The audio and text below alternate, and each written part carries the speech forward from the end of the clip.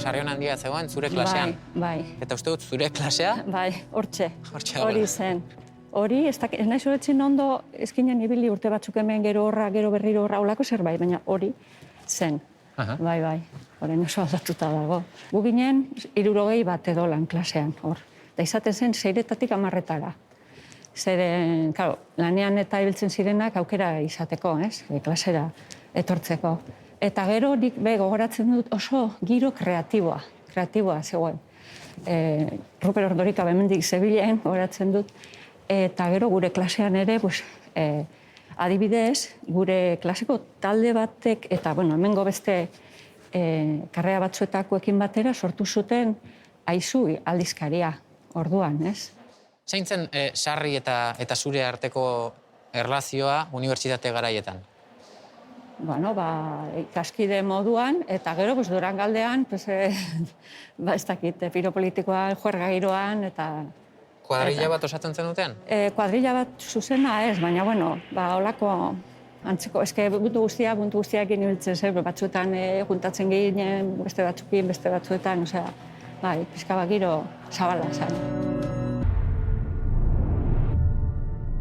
Laugarren mailan zeundela, zu atxilotua izan zinen? Biok? Bai. Biok egun berean, gau berean, bai. Joseba Sarrion handia eta zu? Bai, eta beste mutil batzuk, bai. Ni izan nintzen neska bakarra, baina izan zen azaroaren 13an, 80an. Eta, gauez edo, goizaldean edo atxilotu gintuzten eta karri gintuzten ona Bilboko indautxura. Uste dut komisaria hartan, indautxuko komisaria hartan, Sarri bera ikusi zenuela? Bai, elkar ikusi genuen.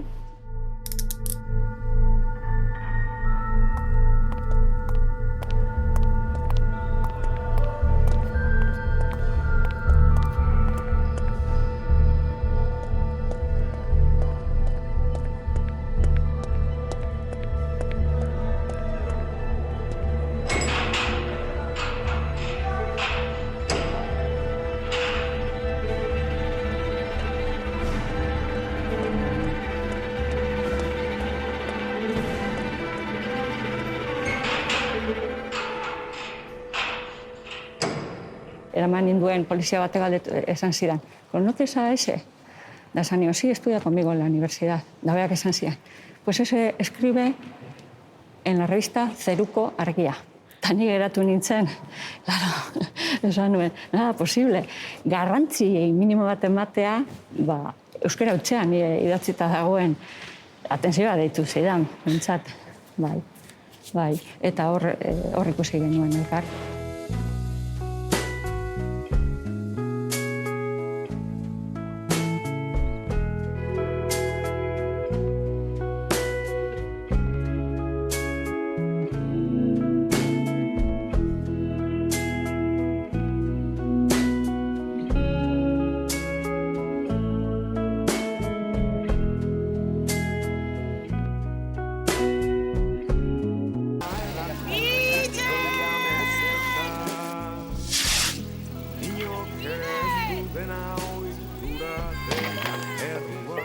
Larogeita 3an ikuste dut urte osoa pasatu zutela txapatuta. Hau da, bakoitza bere gelan, zeldan, ateagabe, bizitagabe eta bat.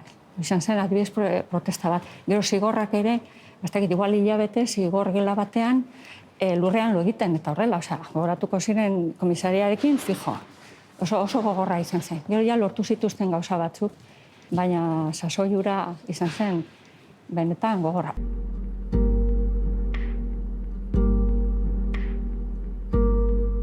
Hala ere, Josebak jarraitu zuen idazten, utzi zioten guztietan. Erakutsiko dizut, nola berak esaten duen gutunean, premioari buruz esaten du, ¿sabes que van a publicar un libro mío de poemas para el 24 de este mes? Apirila zen uste dut. Yo no quería publicarlo, ez zuela berak publikatu nahi, pero era la condición del premio aquel que me dieron. Behartuta zegoela, premioa horri eskatzen zuelako, ez da? Esaten du, es una cosa espantosa. Oso txarra zela, diño.